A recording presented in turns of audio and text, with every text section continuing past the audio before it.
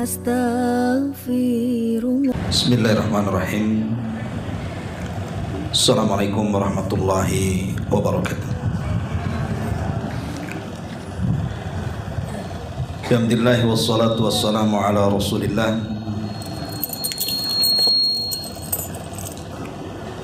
wa ala alihi wa sahbihi wa mawalah wa la hawla wa la quwwata illa billahi wa ba'd. Baik, kita akan lanjutkan kajian kita, masih membahas kitab Bulughul Maram, dan kita masuk pada kitab Al-Janaiz pada nomor hadis ke 50 atau 521 di kitab aslinya. Kita baca hadisnya. An Abi Hurairah radhiyallahu anhu qala qala Rasulullah sallallahu alaihi wasallam lakinu mautakum la ilaha illallah, rawahu Muslimun wa arba'ah. Dari Abu Hurairah radhiyallahu anhu, Nabi sallallahu alaihi wasallam bersabda, ejahkan kepada orang yang sedang sakaratul maut di antara kalian kalimat la ilaha illallah, kalimatut tauhid. Al-Imam An-Nawawi rahimahullahu ta'ala menjelaskan dalam Syarah Sahih Muslim, beliau mengatakan man hadarahul mautu wal murad dzukiruhu la ilaha illallah litakuna akhir kalamihi kama fil hadithi man kana akhiru kalamihi la ilaha illallah dakhalal jannah. Barang siapa kematian sedang menjemputnya, yang dimaksud mereka mengingatkan kalimat la ilaha illallah saat detik wafatnya, tujuannya adalah agar akhir ucapan sebelum wafatnya seperti hadis Nabi sallallahu alaihi wasallam, barang siapa yang akhir ucapannya la ilaha illallah maka dijamin masuk surga. Ma'asyiral muslimat yang dimuliakan Allah Subhanahu wa taala, hadis ini ada beberapa faedah yang bisa kita ambil. Di antaranya adalah pentingnya mentalkin orang saat menjelang wafatnya, karena saat itu orang yang menjelang wafat sangat berhajat kepada kita yang masih hidup.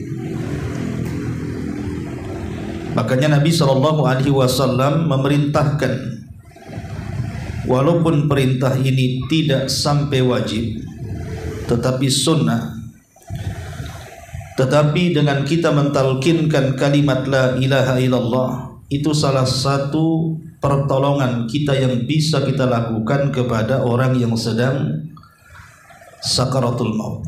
Apalagi yang bisa kita tolong kecuali hanya membantu mentalkinkan kalimat la ilaha illallah. Kemudian juga hadis ini menunjukkan bahwa amal itu ditentukan dengan akhirnya. Allah Subhanahu wa taala berfirman di dalam surah Fussilat ayat 30,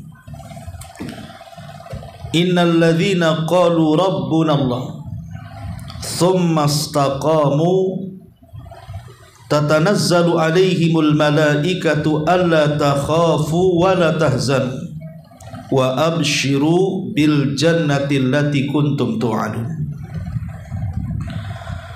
Sesungguhnya orang-orang yang mereka mengatakan Rabb kami Allah, dan itu makna la ilaha illallah.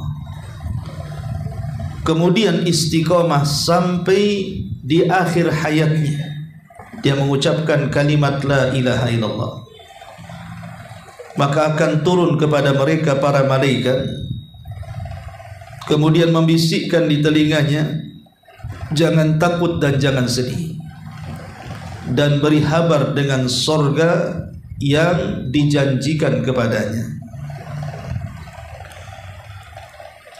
Nabi SAW sampai mengatakan al-a'mal bi khawatimiha, amal itu ditentukan oleh akhir hidupnya. Karena amal itu ditentukan oleh akhir hidup seseorang, bukan awal, bukan tengah. Makanya sangat dianjurkan orang yang melihat sedang sakaratul maut untuk mentalkinkan kalimat ini. Mudah-mudahan dia sanggup mengucapkannya, dan kita hanya bisa berharap boleh jadi itu amalan terakhir yang dibawanya.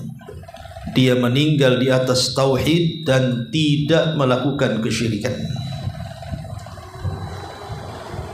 Apalagi tadi ada jaminan dari Nabi SAW, barang siapa yang akhir hidupnya mampu mengucapkan kalimat la ilaha illallah, maka dia masuk surga. Walaupun kalimat masuk surga dalam hadis di sini tentu ada dua kelompok. Ada orang yang masuk surga itu direct, tidak perlu ada siksa dari Allah Subhanahu wa ta'ala. Boleh jadi mereka masuk surga tanpa hisab dan adab. Atau mungkin kelompok yang kedua, mereka disiksa dan dihisab hanya untuk membersihkan sisa-sisa dosanya, tapi kemudian dikeluarkan dari neraka dan dimasukkan ke dalam surga. Itulah pentingnya kita ini mentalkinkan kepada orang yang meninggal atau yang hampir meninggal dengan kalimatut tauhid. Kalimatut tauhid, kalimat la ilaha illallah. Ma'asyiral muslimat yang dimuliakan Allah Subhanahu wa ta'ala,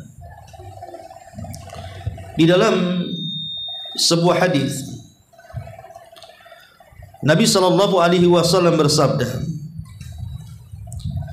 "Idza aradallahu bi'abdin khairan ista'malahu qabla mautih." Apabila Allah Subhanahu wa ta'ala menghendaki kebaikan kepada seorang hamba, maka Allah Subhanahu wa ta'ala akan membuat sesuatu terhadapnya sebelum kematiannya. Kemudian seorang laki-laki bertanya kepada Nabi SAW, apa yang diperbuat Allah kepada seorang yang dikehendaki kebaikannya itu? Maka Nabi SAW mengatakan, yahdillahu ilal amali salihi qabla mautihi thumma yaqbidahu ala dhalik. Allah Subhanahu wa ta'ala akan berikan hidayah agar dia melakukan amal kebaikan sebelum kematiannya. Sampai setelah itu barulah Allah akan cabut nyawanya. Lah salah satu tanda dari tanda-tanda kebaikan adalah dia beramal saleh sebelum wafatnya. Dan tidak ada amalan saleh yang paling tinggi melebihi tauhid. Tidak ada amal saleh yang lebih tinggi melebihi mentauhidkan Allah Subhanahu wa ta'ala. Maka beruntunglah orang-orang yang sebelum wafatnya dia mampu mengucapkan kalimatut tauhid la ilaha illallah. Kenapa sangat beruntung? Kita tahu bahwa setiap kebaikan itu bisa menghapuskan banyak keburukan. Seperti umpamanya ketika ada seorang yang datang kepada Nabi SAW penuh dengan dosa, penuh dengan kekufuran, Kemudian dia mengatakan di hadapan Rasul, "Ya Rasulullah, inni fa'altu dzamban 'aziman." Sesungguhnya aku sudah banyak melakukan dosa yang sangat besar sekali. Dari maksiat sampai kepada kekufuran. Apalagi orang yang datang ini bukan muslim. Fahal li minat taubah, apakah aku bisa diampuni? Apakah ada tobat untukku? Maka Nabi SAW mengatakan ya. Kemudian orang ini mengatakan, kalau begitu apa tobatnya? Maka Rasul mengatakan, tashhadu an la ilaha illallah wa tashhadu anni Rasulullah. Katakan kau bersaksi bahwa tidak ada sesembahan yang berhak disembah kecuali Allah, dan aku adalah utusan Allah Subhanahu wa ta'ala. Kemudian Nabi SAW bertakbir dan mengatakan, sungguh Allah telah menggantikan seluruh keburukanmu dengan kebaikan. Karena Islam itu bisa menutup seluruh dosa-dosa sebelum Islam. Kalau seandainya orang kafir yang masuk ke dalam Islam dengan mengucapkan kalimat tauhid dan bersyahadat kepada Nabi SAW bisa menggugurkan seluruh dosa kejahatan selama hidupnya, bagaimana pula seorang yang sudah masuk Islam, yang sudah bersyahadat setiap harinya, dia akhiri kehidupannya dengan kalimat tauhid, maka kebahagiaan mana lagi yang akan diterima orang yang sanggup mengucapkan kalimat ini sebelum wafatnya? Berarti dia meninggal di atas tauhid, dan tauhid bisa menggugurkan dosa-dosa. Ma'asyiral muslimat yang dimuliakan Allah Subhanahu wa ta'ala, tentu yang namanya hati manusia itu, yang memutarbalikan itu bukan kita, tapi Allah Subhanahu wa ta'ala yang membolak-balikan hati setiap manusia. Sehingga kita kalau ingin meninggal dalam posisi husnul khatimah, mampu mengucapkan kalimat tauhid, maka sudah selayaknya kita terus meminta kepada Allah dengan berdoa, ya muqallibal qulub tsabbit qalbi ala ta'atik. Wahai zat yang membolak-balikan hati manusia, tetapkan hatiku di atas ketaatan kepadamu. Karena betapa banyak orang-orang yang baik di awal, jelek di akhir. Betapa banyak orang-orang yang istiqomah di permulaan, menyimpang di akhir hidupnya. Itulah hati manusia. Terkadang kita tidak bisa memegangnya. Hari ini semangat ibadah, besok pula malas. Hari ini di atas hidayah, besok pula di atas kesesatan. Makanya penting kita terus berdoa kepada Allah Subhanahu wa ta'ala agar kita sanggup mengucapkan kalimat ini saat detik-detik wafatnya. Karena kalimat ini adalah miftahul jannah. Dia adalah kunci sorga masalahnya. Bukankah Rasul yang mengatakan miftahul jannati la ilaha illallah, bahwa pintu sorga itu kalimat la ilaha illallah. Maka siapapun yang sanggup mengucapkan kalimat ini sebelum wafatnya, artinya di tangannya dia sudah memegang kunci sorga. Bahkan nanti pada hari kiamat, ketika Allah Subhanahu wa ta'ala memanggil manusia di hadapannya, kemudian diperlihatkan catatan yang begitu banyak tentang kejahatannya, ada seorang laki-laki di tangannya membawa 99 catatan, di mana satu catatan itu jauhnya sejauh mata memandang, semuanya isi kejahatannya. Kemudian Allah Subhanahu wa ta'ala mengatakan, kalau begitu bentangkan catatan.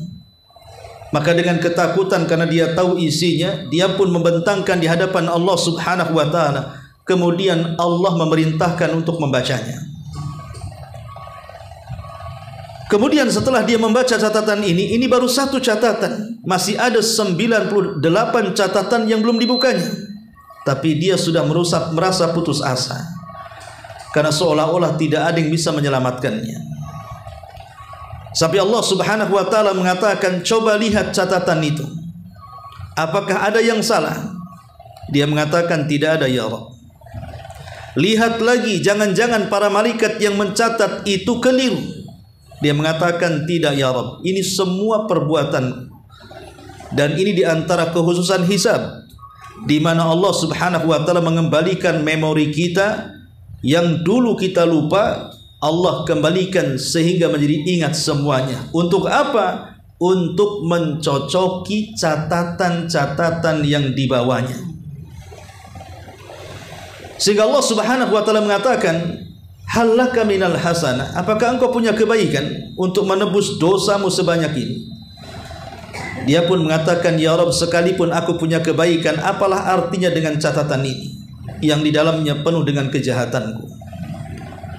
Ketika dia putus asa, kakinya ngedak melangkahkan ke neraka, tiba-tiba Allah Subhanahu wa ta'ala memanggilnya dan mengatakan, tidak wahai fulan, engkau memiliki satu kartu.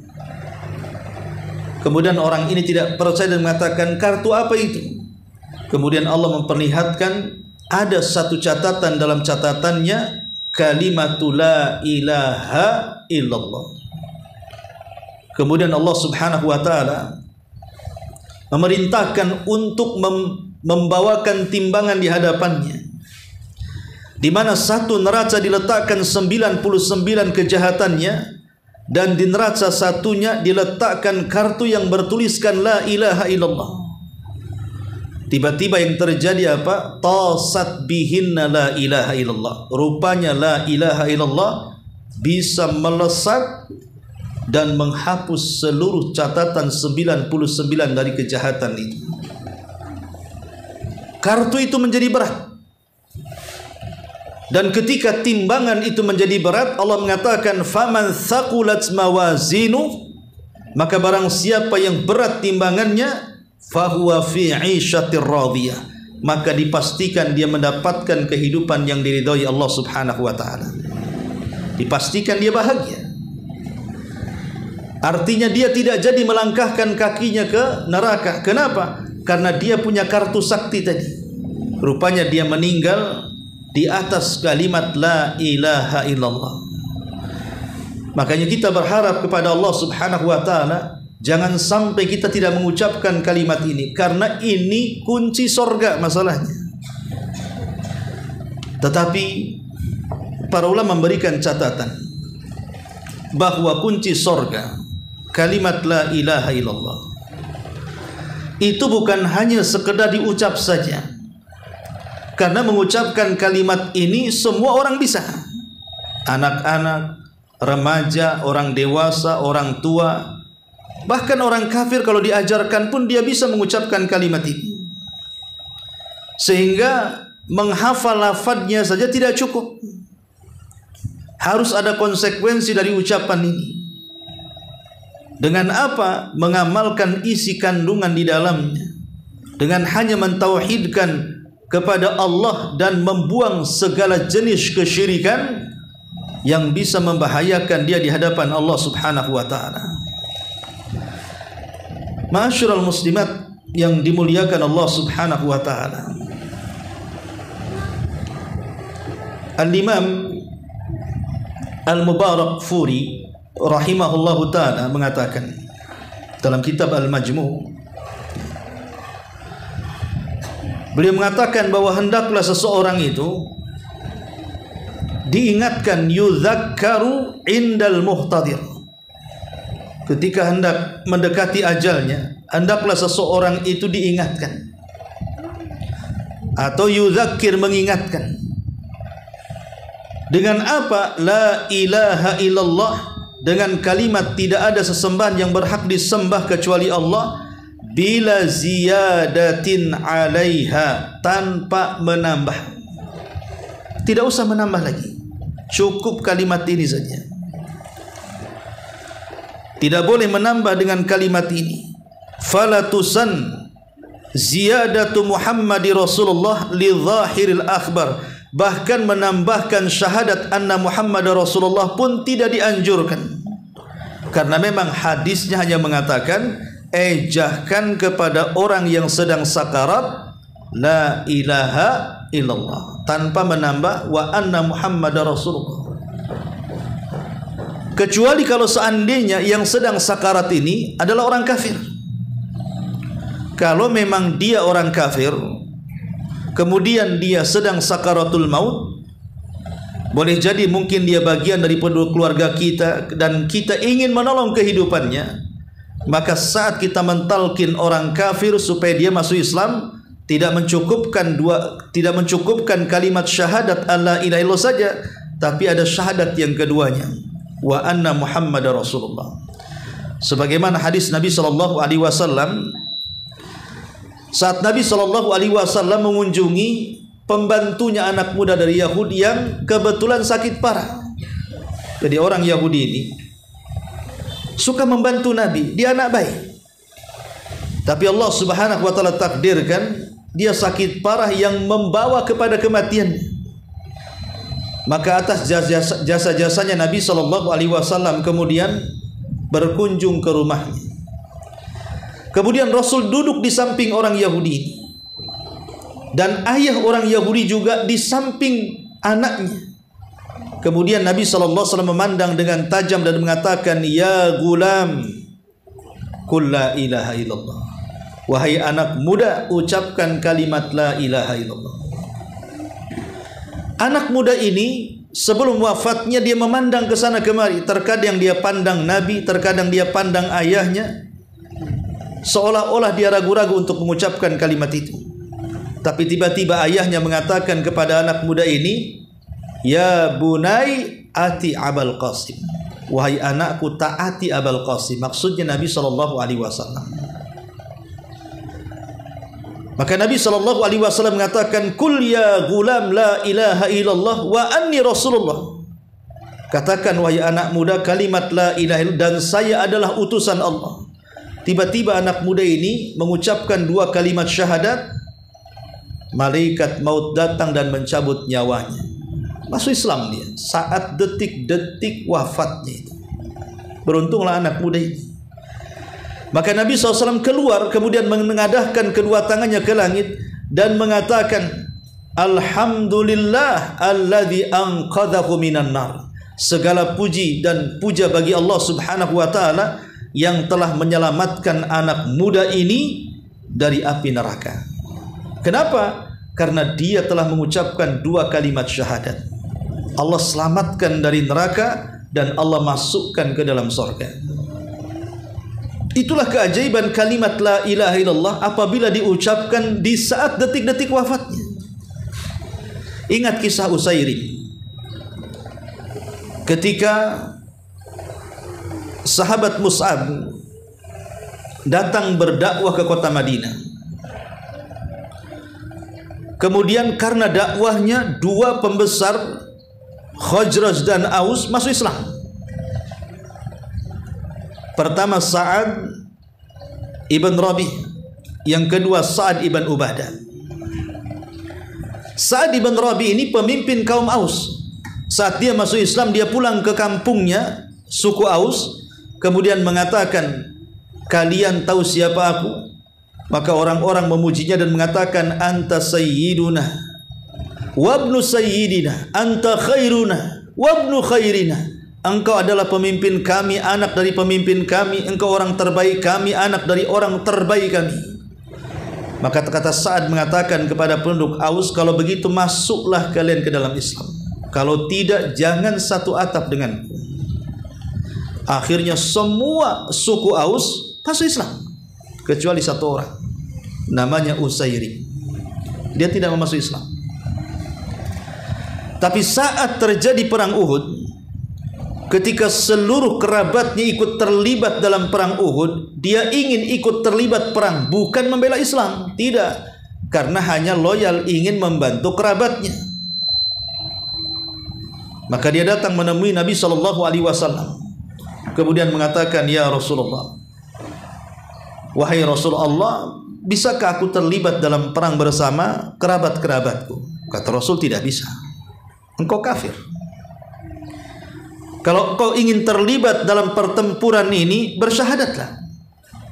Awalnya Usairim tak mau, tapi karena itu syaratnya dia boleh ikut bertempur, maka dia pun dilapangkan dadanya, kemudian Allah berikan hidayah, dan dia pun mengatakan asyhadu alla ilaha illallah wa asyhadu annaka rasulullah, bahwa tidak ada yang bersaksi, bahwa sesungguhnya aku bersaksi tidak ada sesembahan yang berhak disembah kecuali Allah, dan engkau adalah utusan Allah.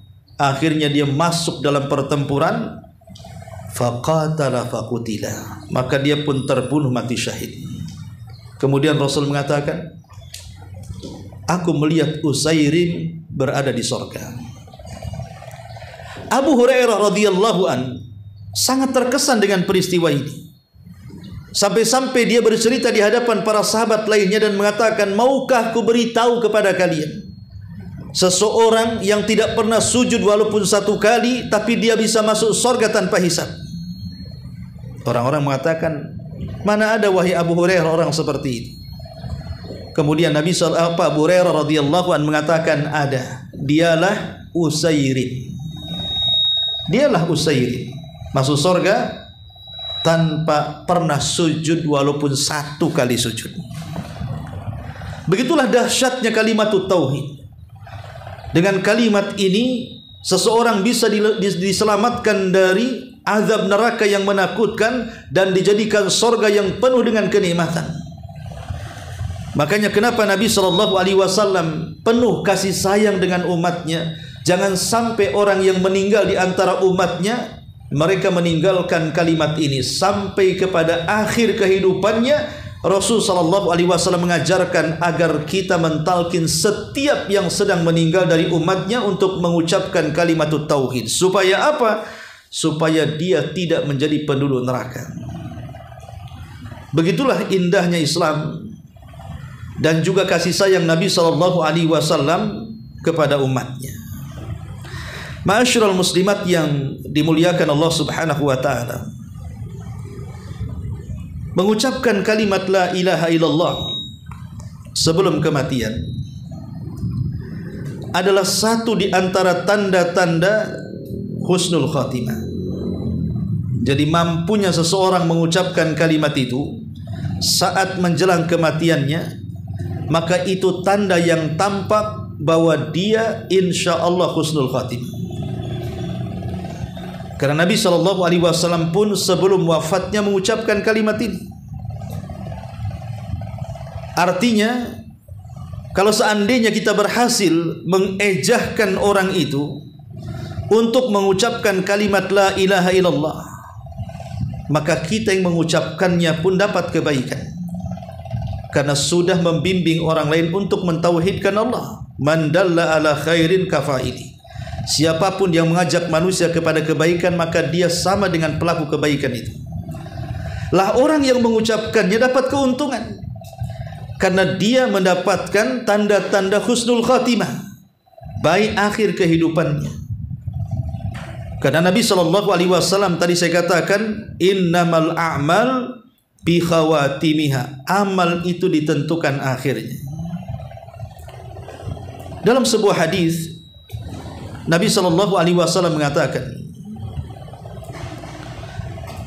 fawallahi inna ahadakum ya'malu bi amali ahli nar hatta ma yakun bainahu wa bainaha illa dhira fayasbiqu alaihi alkitab fayamalu bi amali ahli jannah fayadkhuluha. Kata Nabi SAW, boleh jadi ada seseorang itu dalam kehidupan dunia sebelum detik wafatnya, dia banyak melakukan amalan-amalan penduduk neraka. Boleh jadi dia seorang pezina, boleh jadi dia peminum khamar, boleh jadi dia pemabok, boleh jadi dia pendusta, dan begitu seterusnya. Pokoknya dia banyak melakukan amalan penduduk neraka. Tetapi ketika jarak dia dengan neraka tinggal satu hasta, dia pun melakukan amalan penduduk surga. Dan tidak ada amalan penduduk surga yang lebih istimewa melebihi kalimat tauhid. kalimat la ilaha illallah. Tidak ada amalan yang paling utama dari amalan-amalan sorga melebihi kalimat tauhid. Apa kata Nabi sallallahu alaihi wasallam? Fayasbiqu alaihil kitab, maka catatannya mendahuluinya. Fayamalu bi amali ahlil jannah, dia pun beramal seperti amalan penduduk sorga. Fayadkhuluha, maka Allah masukkan ia ke dalam sorga. Siapa menyangka seseorang yang mungkin zahir hidupnya, mungkin dia banyak melakukan dosa, tapi Allah berikan taufik di akhir hayatnya mampu mengucapkan kalimat tauhid. Maka dari sini jangan pernah meremehkan manusia walaupun mereka bergelimang di atas dosa. Dan jangan takjub dengan orang-orang yang di hadapan kita walaupun ketika hidupnya tampaknya ahli ibadah. Karena bagaimanapun ketentuan itu bukan di pertengahan, tapi ketentuan itu ada di akhir. Karena hadis selanjutnya mengatakan, wa innar rajula la ya'malu bi amali ahlil jannah hatta ma yakunu bainahu wa bainaha illa dhira fayasbiqu alaihi alkitab fayamalu bi amali ahlin nar fayadkhuluha. Tapi ada juga yang secara lahiriah ke dalam kehidupan dunia dia banyak melakukan amalan-amalan penduduk sorga. Mungkin dia rajin ke masjid, mungkin suka berzikir, mungkin baca Quran, silaturahimnya rajin dan begitu seterusnya. Zahirnya kita lihat zahirnya, karena kan kita tidak bisa menghukumi hati manusia. Bisa saja orang melakukan sholat itu karena riya, bisa saja orang yang melakukan sedekah itu karena ingin dipuji manusia, bisa saja orang yang bersilaturahim itu karena ada keinginan dunia. Kita tidak tahu, cuman kan kita melihat zahirnya saja, seolah-olah antara dia dengan sorga tinggal satu hasta. Di ujung hayatnya dia keseleo, kepeleset, melakukan amalan penduduk neraka. Maka Allah masukkan ia ke dalam neraka. Makanya ada istilah, lebih baik menjadi ahli dosa tetapi dia ingin bertobat dan menangisi dosanya, dibandingkan menjadi ahli ibadah tetapi dia ujub dengan pahalanya, ujub dengan amalannya. Karena takut dosa maka dipastikan masuk surga, tapi ujub dengan amalannya dipastikan masuk neraka. Ingat seorang laki-laki di zaman Bani Israel, dia merasa takut karena dosanya. Kemudian dia mengumpulkan ahli warisnya, kemudian dia berwasiat kepada mereka, kemudian dia mengatakan, wa immitu fa ahrikuni, kalau aku mati bakar aku, kremasi aku. Kemudian debunya lempar di semua lautan dunia. Alasannya, kalau Allah sanggup membangkitkan aku, tentu Allah akan mengadab diriku yang tidak pernah seseorang pun diadab seperti aku, katanya. Rupanya betul, setelah meninggal oleh anak-anaknya wasiatnya dilakukan. Dia pun kemudian dibakar, kemudian abunya dilepas di beberapa lautan, tapi dia tidak sadar annallaha ala kulli syai'in qadir. Allah itu atas segala sesuatu mampu. Tiba-tiba Allah subhanahu wa ta'ala kumpulkan seluruh abu jasadnya, kemudian dibentuk lagi menjadi manusia, kemudian dihadapkan kepada Allah subhanahu wa ta'ala. Kemudian Allah bertanya kepada orang ini, ya fulan, kenapa engkau melakukan seperti itu? Apa masalahmu? Kenapa kau berwasiat seperti itu? Maka dia mengatakan, khaufuka ya Rabb, aku lakukan karena perasaan takut yang mendalam kepadamu, dan aku yakin kalau engkau membangkitkan diriku, kau akan azab aku melebihi manusia yang lainnya. Kemudian Allah mengatakan, apakah rasa takutmu jujur dari hatimu? Dia mengatakan, iya. Maka Rasul mengatakan, masukkan orang ini ke dalam surga. Perasaan takut karena dosa itu bisa memasukkan orang ke surga, tapi ujub karena merasa bangga dengan amalannya, maka dia telah ditipu oleh tipu daya setan. Ingat ketika Nabi SAW sedang duduk-duduk dengan para sahabat di sebuah masjid, di Masjid Nabawi, Tiba-tiba kemudian para sahabat menceritakan ada seorang sahabat yang tidak tertandingi solat malamnya, tidak tertandingi puasanya, tidak tertandingi baca Qur'annya, top markotop istilahnya. Pokoknya semua amal dialah yang paling utama di antara semua sahabatnya. Kata Nabi SAW, yang mana satu orangnya? Tiba-tiba kemudian dari ujung salah satu pintu Masjid Nabawi lewat seorang laki-laki yang rambutnya basah karena habis berwudu. Tiba-tiba sahabat mengisyaratkan, itu orang yang kami bicarakan wahai Rasul. Kemudian orang itu ikut duduk bersama di majlis Nabi. Tapi Rasul mengatakan sebelum orang ini datang ke majlis itu, menghabarkan di hadapan para sahabatnya, sungguh aku lihat di wajahnya ada sentuhan setan. Sahabat heran, kok bisa orang yang paling ahli salat malam, yang paling ahli puasa, yang baca Quran, kenapa wajahnya penuh dengan sentuhan setan? Kata Rasul, nanti kalian akan tahu sendiri. Kemudian orang ini duduk di majelis Rasul, mulailah Rasul bertanya kepadanya, wahai fulan, jawablah dengan jujur. Iya wahai Rasul, apa yang kau tanyakan? Maka Rasul mengatakan, wahai fulan, apakah kalau engkau pulang ke kabilahmu, engkau merasa lebih baik di antara mereka, engkau merasa lebih hebat di antara mereka? Maka orang ini mengatakan, iya perasaan itu terkadang ada wahai Rasul. Maka Rasul mengatakan, pantaslah di wajahmu penuh dengan sentuhan setan. Kenapa? Itu sifat ujub. Ya. Sifat ujub ini tipu daya setan, dan setan itu mengajak orang masuk neraka. Ya. Makanya kembali bahwa terkadang kita tidak ada yang tahu akhir kehidupan manusia, sehingga kita tidak boleh menilai sembarangan. Boleh jadi terkadang secara lahiriah dia ahli maksiat, ternyata dia punya amal yang tersembunyi antara dia dengan Allah yang bisa menghancurkan dosanya, yang kita tidak punya. Atau kita merasa amal paling baik, rupanya tidak punya amalan yang bisa menyelamatkan kita, karena semua amalan yang dilakukan kita riya, ujub, takabur, dan yang lain sebagainya. Maka pentingnya saling menghargai di sini dan saling mendoakan agar kita semua tetap di atas hidayah Allah Subhanahu wa taala, karena yang terpenting kalau ingin mendapatkan kematian husnul khatimah itu, kita harus mencari sebabnya. Lalu apa sebabnya? Pertama, tahqiqul iman. Tahqiqul iman, mewujudkan iman.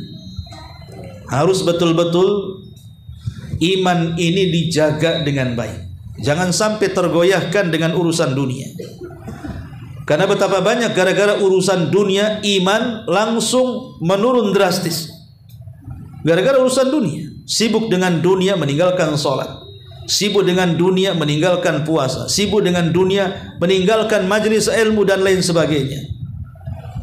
Sibuk dengan dunia itu bisa menurunkan kekuatan iman. Maka tingkatkan iman. Yang kedua, ya, di antara sebabnya adalah al-istiqamatu. Ini yang paling penting, menjaga keistiqomahan ketaatan kita kepada Allah Subhanahu wa taala. Istiqomah ini berat, tetapi memang begitulah, wajar kalau seandainya Allah Subhanahu wa taala memberikan balasan yang setimpal, karena memang istiqomah ini berat. Tidak semua orang sanggup istiqomah. Bagaimana kita harus sabar coba? Istiqomah itu kan gambarannya dia harus sabar ketika melaksanakan ketaatan, harus sabar ketika meninggalkan kemaksiatan, dan harus sabar ketika menghadapi qada dan qadar. Ya. Ini yang kedua. Jadi sebab kalau kita ingin husnul khatimah adalah istiqomah. Kemudian yang ketiga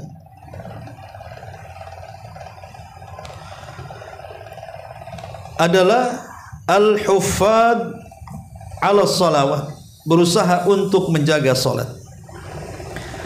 Karena salat inilah yang menjadikan amal-amal yang lain itu dianggap baik. Walaupun kita telah mentauhidkan Allah Subhanahu wa taala, anggaplah kita sudah sering mengucapkan kalimat la ilaha illallah, tapi kalau kita tidak salat, maka kalimat itu percuma diucapkan. Kalimat itu percuma diucapkan. Kalau dia tidak pernah melakukan sholat, maka jaga sholat. Kita secara singkat saja, ya. Kemudian yang keempat, fi'lu ta'ati wa tarkus sayyi'at. Berusaha untuk banyak-banyak melakukan ketaatan dan meninggalkan keburukan-keburukan. Karena tadi saya katakan bahwa ketaatan itu bisa menggugurkan keburukan. Sehingga dengan ketaatan yang setiap hari kita lakukan dari sholat, zikir, baca Quran, ke majelis ilmu dan yang lainnya, sedikit demi sedikit keburukan-keburukan itu akan terkikis. Sehingga memudahkan kita saat kematian kita untuk mengucapkan kalimat la ilaha illallah. Karena yang memberatkan kalimat itu diucap saat kematian itu karena dosa. Orang kalau banyak dosanya akan sulit untuk mengucapkan kalimat itu. Tapi kalau orang sedikit dosanya dan banyak ketaatannya, Allah akan berikan taufik kepadanya, akan mudah mengucapkan kalimat itu. Ini yang keempat. Kemudian yang kelima, husnu ikhtiyarir rafiq. Mencari pertemanan yang baik. Kenapa paman Nabi SAW Abu Talib tidak mau mengucapkan kalimat la ilaha illallah sampai dia wafat? Padahal dia yang memperjuangkan Islam, matanya melihat keajaiban mukjizat Rasul dan bagaimana pengorbanan yang sudah menghabiskan tenaga, biaya sampai kepada nyawa. Tapi saat wafatnya hidayah tidak menyentuhnya. Kenapa? Karena di sampingnya ada teman-teman yang jahat. Ada Abu Jahal di sampingnya saat kematiannya. Abu Jahal lah yang mempengaruhi hati Abu Talib untuk mengucapkan kalimat la ilaha illallah. Saat Nabi SAW mengatakan kul ya ammi la ilaha illallah, katakan wahai pamanku kalimat la ilaha illallah, si Jahal ini mengatakan di telinga Abu Talib dan mengatakan, ya Aba Talib atarghabu an millati Abdul Muttalib, apakah engkau benci dengan agamanya Abdul Muttalib? Ya. Jadi saya tadi bilang Abu Lahab, Abu Talib ya, afan ya. Jadi Abu Talib adalah paman Nabi SAW yang memperjuangkan dakwah Nabi.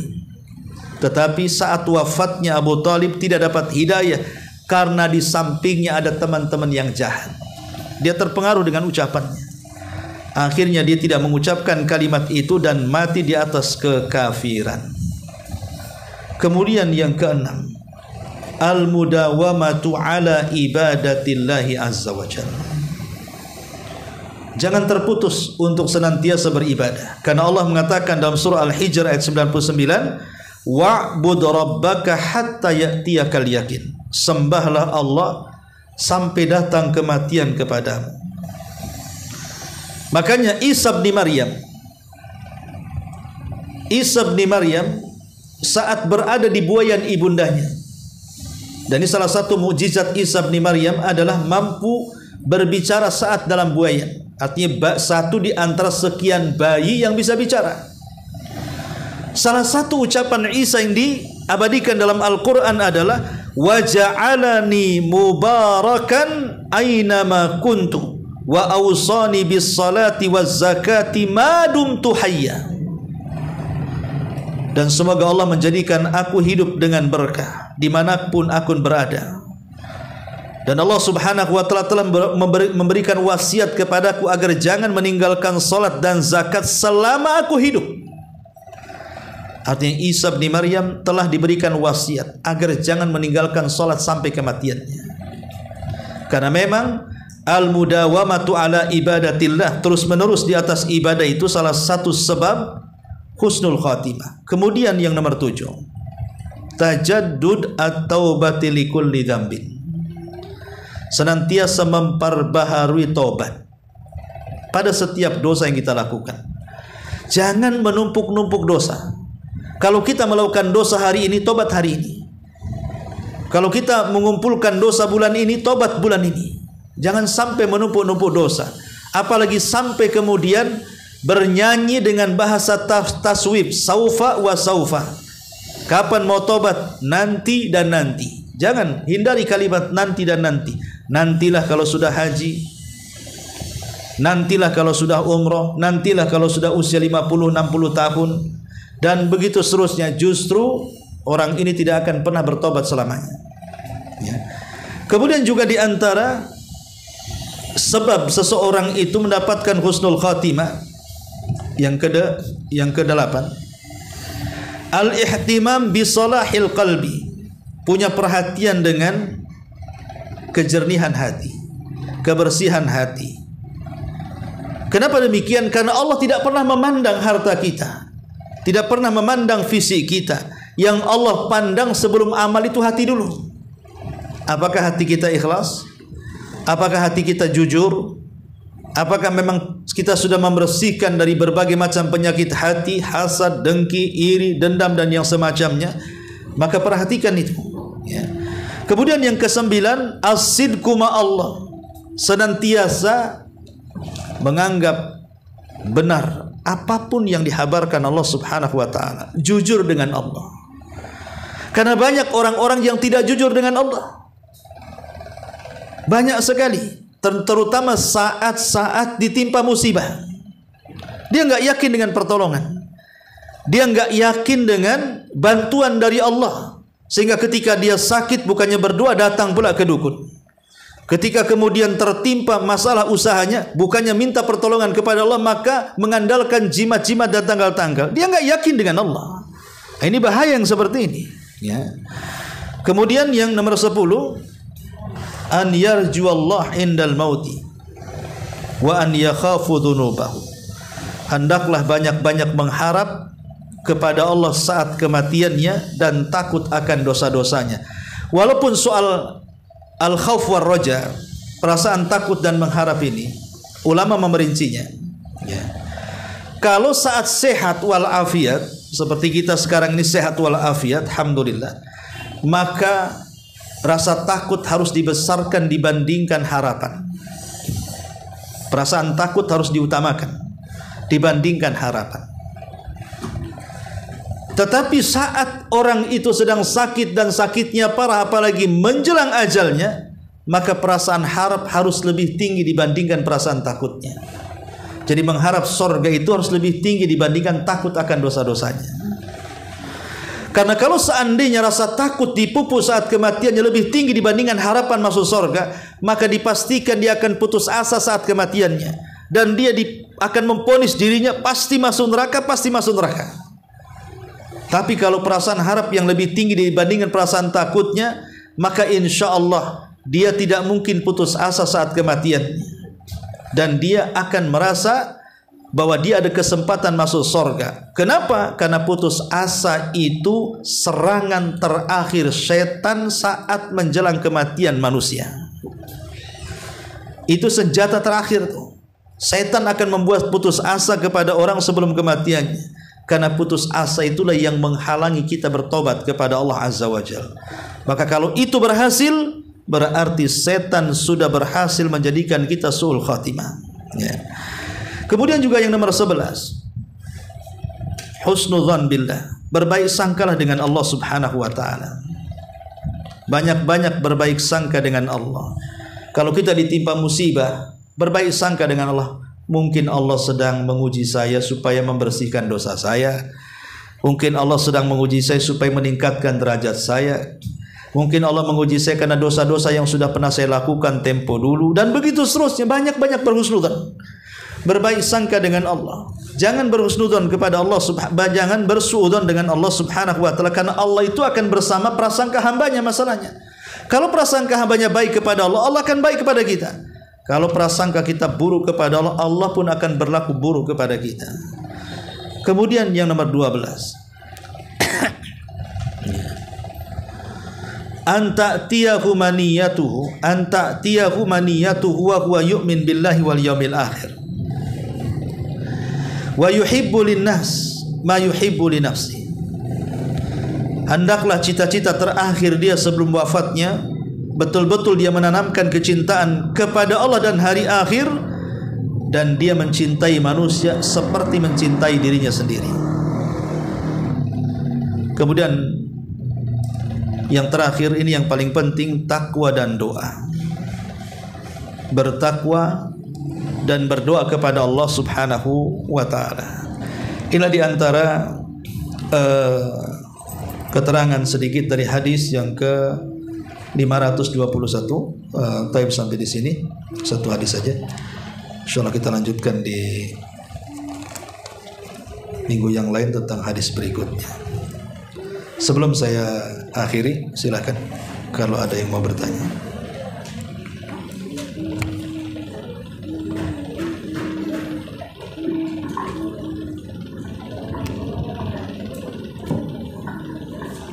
Assalamualaikum warahmatullahi wabarakatuh. Waalaikumsalam. Barakallahu Ustaz, jazakallahu khairan atas paparan dan nasihatnya serta ilmu yang diberikan kepada kami. Ustaz, tadi kan Ustaz ada mengatakan bahwa kita disuruh untuk memperhatikan orang yang akan meninggal dunia, dan kenapa kalimatnya hanya la ilaha illallah saja, tidak ditambah Muhammad Rasulullah di belakangnya? Dan itu pernah sempat terbaca Ustaz, dan apakah ini satu hal yang benar? Kenapa kalimat itu hanya sampai di kalimat la ilaha illallah? Karena itu kalau ditambah dengan Muhammad Rasulullah akan memberatkan si mayit, begitu ungkapannya. Karena kalau kalimat la ilaha illallah itu kita mengucapkan tanpa menggerakkan bibir, hanya lidah aja yang bergerak, yang bergetar, dan begitulah kasih sayang Allah kepada hambanya, sehingga saat dia sakratul maut, Allah tidak memberatkan dengan tambahan-tambahan kalimat yang berat lainnya. Apakah ungkapan ini benar adanya Ustaz? Benar, itu ucapan Al-Imam Ibnul Qayyim rahimahullahu ta'ala. Jadi ungkapan itu adalah yang diucapkan Al-Imam Ibnul Qayyim rahimahullahu ta'ala. Jadi bentuk perasaan kasih sayang Allah subhanahu wa ta'ala kepada hambanya, tidak memberatkan saat wafatnya. Dan tidak ada kalimat di dunia, kalimat apapun, yang bisa diucapkan orang yang sedang sakaratul maut kecuali la ilaha illallah. Karena la ilaha illallah itu seperti goyangan lidah. Lidah bisa mengucapkannya tanpa menggerakkan dengan lisannya, tanpa harus lisannya bergerak-gerak. Lidah dia sudah bisa bergerak. Tapi kalimat lain lidah susah untuk mengucapkannya. Dan ini keajaiban kalimat la ilaha illallah. Itulah satu-satunya kalimat yang bisa diucapkan. Tetapi masalahnya di masyarakat kita ini terkadang tidak memahami kalimat tauhid. Bahkan mereka mengganti kalimat ini dengan kalimat-kalimat yang lainnya.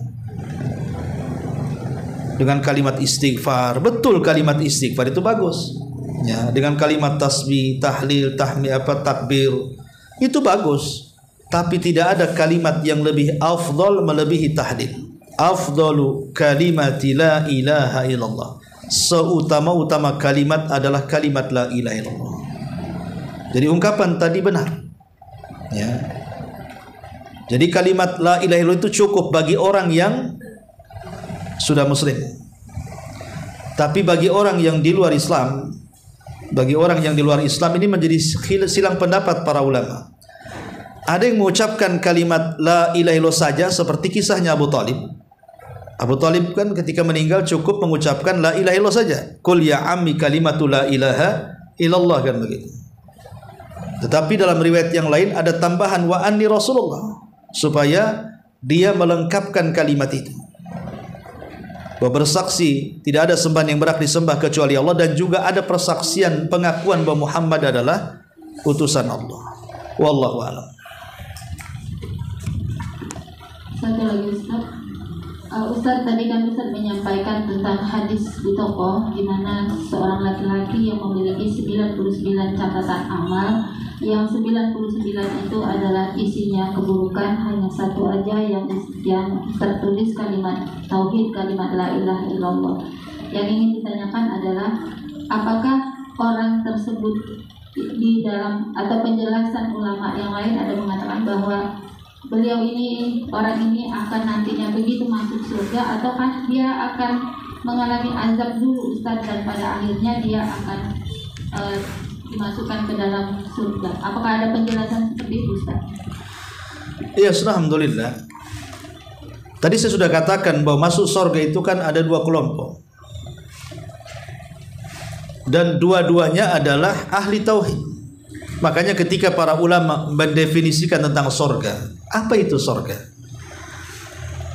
Maka ulama mengatakan darun a'addallahu lil muttaqin waliman asa minal muwahhidin.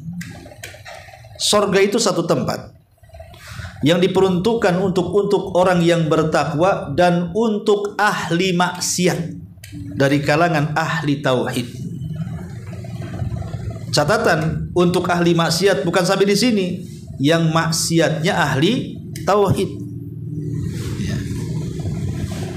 Makanya ketika para ulama, apakah mencukupkan orang yang mentauhidkan Allah masuk surga? Walaupun dia berzina, walaupun dia minum khamar. Kan ada hadis yang mengatakan wa in sarak wa in zana wa in sarak. Walaupun dia berzina, walaupun dia mencuri, wahai Rasul, wa in zana wa in sarak. Walaupun dia berzina, walaupun dia mencuri, yang penting dia mentauhidkan Allah, dia masuk surga.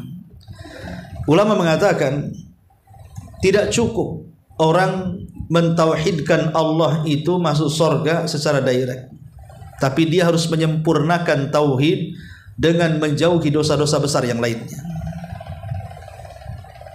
Berarti dari sini orang yang sempurna tauhidnya, maka dia akan masuk surga direct tanpa ada azab dan hisab.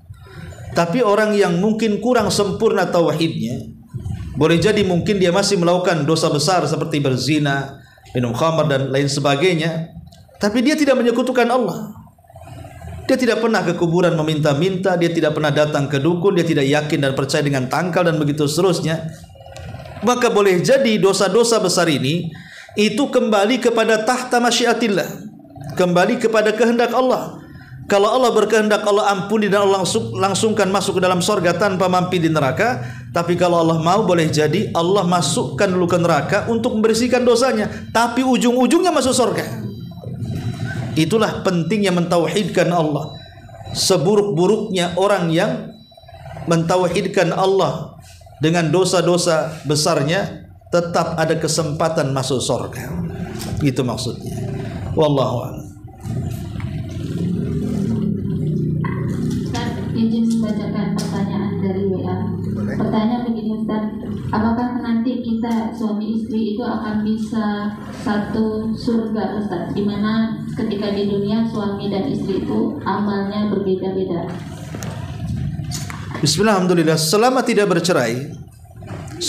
bercerai, walaupun amalannya berbeda-beda, maka mereka akan menjadi satu surga. Cuman kan ada yang masuk surga duluan, entah suaminya entah istrinya.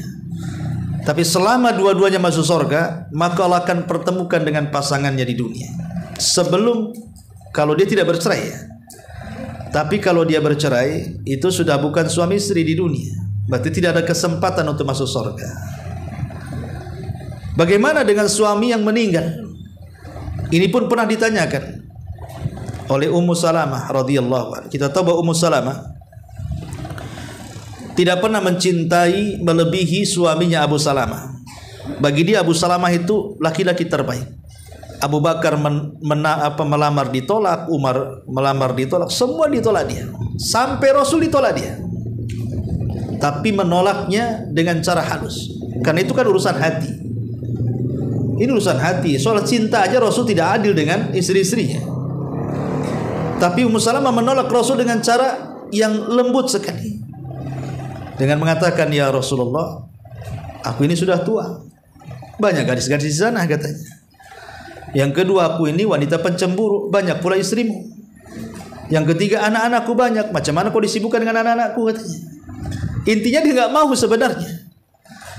Tapi Nabi SAW ingin menolong dia, karena dia banyak anak yatim, siapa yang mengurus? Maka Rasul mengatakan, adapun usiamu yang tua, aku juga sudah tua, apa salahnya? Ya. Adapun anak-anakmu, anak-anakku, aku yang akan mengurusnya. Adapun engkau suka cemburu, aku akan berdoa kepada Allah agar cemburumu dihilangkan. Maka Rasul berdoa hilang cemburunya. Makanya satu-satunya istri Nabi yang paling berakal itu Ummu Salamah, karena sudah nggak ada cemburu lagi dia. Dialah yang suka diutus istri yang lain kalau ada masalah, utus Ummu Salamah, utus Ummu Salamah. Karena dia nggak ada kecemburuan lagi. Sebab kalau cemburu pasti berat sebelah nantinya.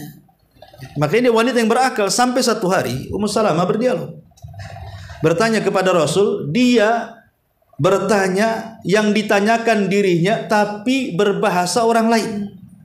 Sebenarnya pertanyaan itu dirinya sendiri, tapi bahasanya orang lain. Dia mengatakan, ya Rasul, bagaimana kalau ada seorang wanita? Maksudnya seorang wanita itu dirinya. Iya, kata Rasul, ada apa? Bagaimana, kata Ummu Salamah, kalau ada seorang wanita, dia menikah, kemudian meninggal suaminya, kemudian dia menikah lagi, kemudian meninggal suaminya, kemudian menikah lagi, kemudian meninggal suaminya, kemudian dia pun meninggal dunia.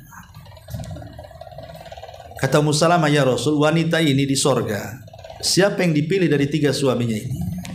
Tidak mungkin 3-3 jadi suami, ya kan?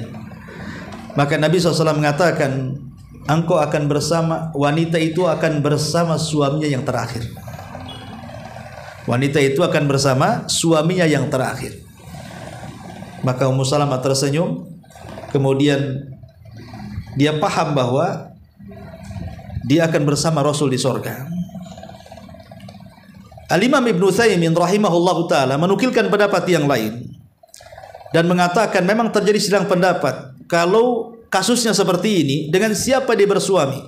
Ada sebagian para ulama mengatakan dia boleh memilih dari 3 suami ini mana yang lebih soleh ketika di dunia, mana yang lebih soleh dari ketiganya, maka dia akan memilihnya. Karena yang namanya orang sudah menikah kemudian menikah lagi, seorang janda pasti, maaf Bu ya, pasti akan membanding-bandingkan dengan suaminya sebelumnya. Saya yakin ya, orang kalau sudah menikah, cerai atau mati kemudian menikah lagi, pasti dia akan banding-bandingkan tuh. Kok nggak seperti suamiku yang dulu? Kok lebih baik? Itu kalau baik. Kalau lebih jahat, kalau lebih pelit, bisa saja kan seperti itu. Sehingga kemudian bisa memilih, oh suami saya yang pertama lebih enjoy, nah, bisa saja dia memilih ya. Atau pendapat yang kedua seperti kasusnya Ummu Salamah, dia akan bersama suaminya yang terakhir.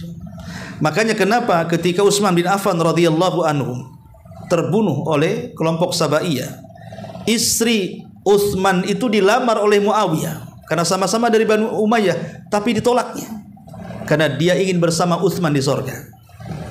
Itu istrinya, itu kesetiaan. Ibu nggak yakin kalau suami ibu paling 3 hari menikah lagi. Jadi ini intinya bahwa kasus seperti tadi ya, begitu jawabannya. Wallahu a'lam. Sudah?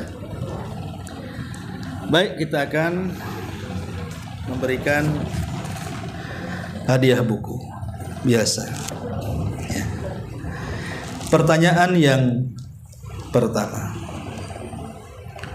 tadi saya sebutkan 10 lebih tentang sebab orang meraih husnul khatimah. Sebutkan 3 saja. Iya. Pertama, tahqiqul iman. Ayo. Istiqomah ketaat pada Allah, seperti sabar, mendapat cobaan. Yang ketiga, berusaha untuk menjaga sholat. Ahsanti, Masya Allah. Pertanyaan yang kedua, dalam hadis Nabi SAW, lakinu mautakum bila ilaha illallah.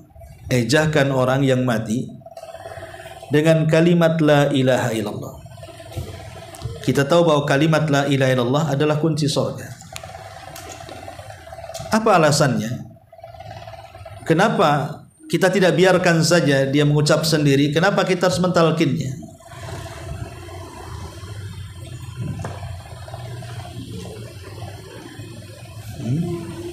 Kenapa kita harus mentalkinnya dia? Biarkan aja lah dia mengucapkan kalimat itu sendiri.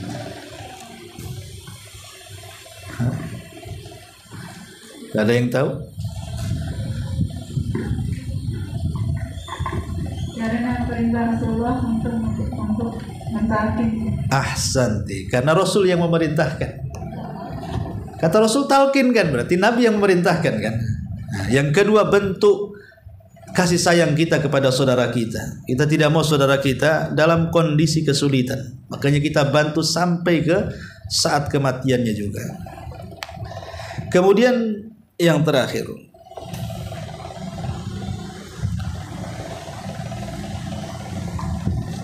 siapa tadi sahabat yang tidak pernah sujud walaupun satu kali tapi masuk surga tanpa hisab?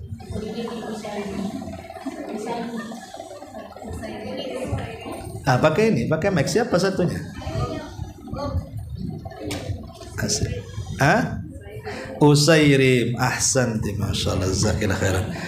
Nah, inilah diantara kajian di siang pagi menjelang siang, semoga ada manfaatnya. Subhanallah bihamdika, asyhadu an la ilaha illa anta, astaghfiruka wa atubu ilaik. Allahu taala alam. Assalamualaikum warahmatullahi wabarakatuh.